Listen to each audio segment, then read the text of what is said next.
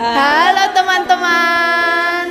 Perkenalkan, kami dari kelompok 7 dan kali ini kami akan memperkenalkan kepemimpinan dari Sri Sultan Hamengkubuwono ke-10.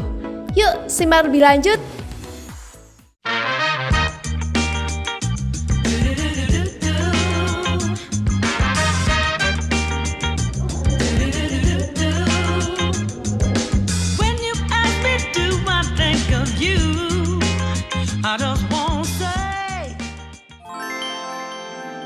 Nah teman-teman, kalian tahu nggak sih kepemimpinan menentukan arah dan juga keberhasilan dalam suatu instansi khususnya di daerah.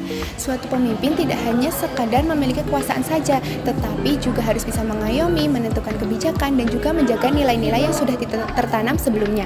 Salah satu tokoh yang menarik yaitu Sri Sultan Hamengkubuwono ke-10, di mana beliau bukan hanya sekadar pemimpin pemerintahan saja, tetapi juga sebagai sosok pengayom bagi beberapa lapisan masyarakat. Sri Sultan Hamengkubuwono ke-10 lahir pada tanggal 12 April 1946 di Yogyakarta dengan nama Bendara Raden Mas Herjuno Dipto, di mana beliau merupakan Raja Keraton Yogyakarta sekaligus Gubernur Daerah Istimewa Yogyakarta. Beliau memiliki latar belakang pendidikan di jurusan Administrasi Publik yang ia tempuh di Universitas Gadjah Mada serta George Washington University. Beliau memiliki beberapa pengalaman khususnya di bidang ekonomi dan juga organisasi, di mana beliau pernah menjabat sebagai ketua di PT Madu Baru, PT Punokawan, serta beliau juga menjadi ketua Kamar Dagang dan Industri Daerah Istimewa Yogyakarta. Selain itu, beliau juga memiliki pengalaman di bidang politik dan juga sosial, di mana beliau pernah menjabat sebagai ketua DPD Daerah Istimewa Yogyakarta, Ketua Soksi Yogyakarta, serta Ketua KONI Yogyakarta.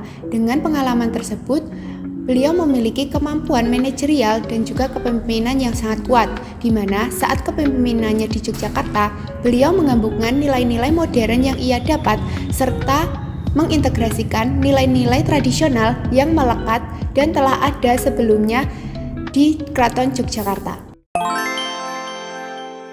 Baik, selanjutnya ada gaya kepemimpinan yang dimiliki oleh Sri Sultan Hamengkubuwono yang ke-10. Di sini kita merangkum ada dua jenis gaya kepemimpinan, yakni yang pertama ada demokratis dan yang kedua ada karismatik. Di sini dimaksudkan bahwa beliau ini sering membuka keterbukaan aspirasi rakyat. Beliau secara konsisten turun langsung kepada masyarakat untuk mengetahui bagaimana kebutuhan yang dimiliki oleh masyarakat di sekitarnya. Beliau juga tidak segan-segan untuk turun langsung kepada masyarakat sekitar.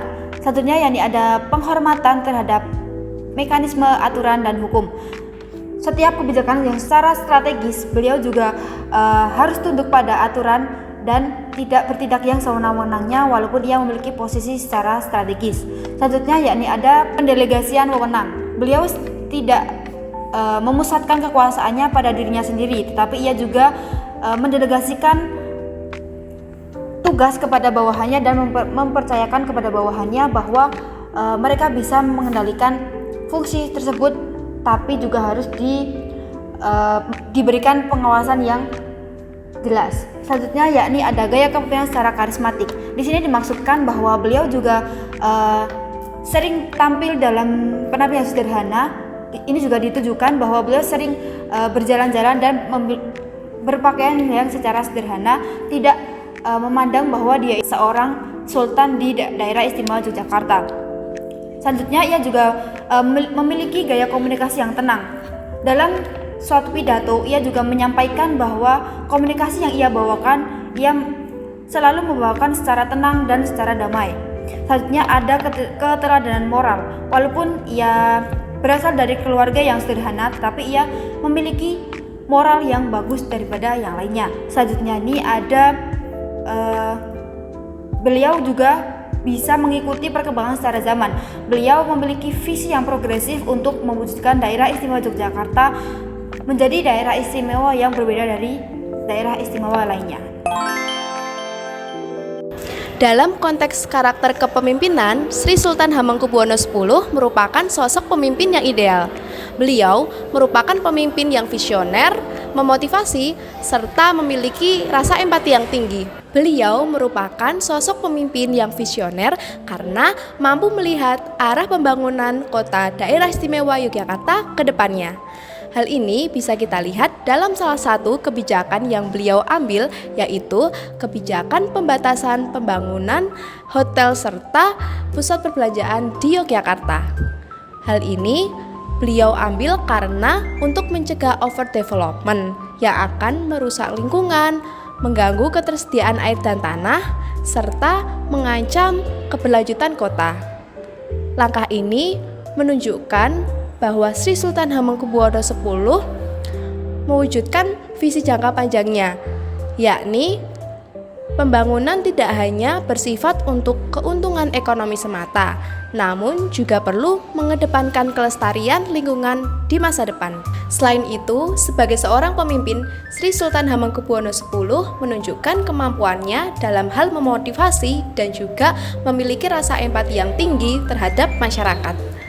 Hal ini bisa kita lihat dalam situasi erupsi Gunung Merapi, di mana beliau tidak hanya fokus pada penanganan bencana, namun beliau juga hadir untuk memastikan kondisi masyarakat yang menjadi korban. Kehadiran beliau di tengah masyarakat menunjukkan rasa empati yang tinggi, sementara dorongan yang beliau berikan kepada masyarakat untuk segera pulih menunjukkan peran beliau sebagai seorang motivator. Saya berharap demokratisasi itu dilakukan dengan baik untuk mendidik kita semua, termasuk diri saya pun juga. Dan kami memfasilitasi untuk berdialog dengan pemerintah pusat, baik itu saya lakukan sendiri maupun lewat surat di mana teman-teman dari Google mengatur. Nah, bisa kita lihat gaya komunikasi beliau ini adalah reflektif dan juga suportif, yang dikenal sangat hati-hati, tenang, dan juga penuh pertimbangan dalam berbicara. Beliau juga menunjukkan gaya komunikasi yang mendukung dan juga merangkul masyarakat dengan menunjukkan rasa empatinya. Dengan ada bicara yang formal, persuasif, dan juga objektif, dalam artian sopan, terukur, dan juga sesuai konteks, serta tidak memihak.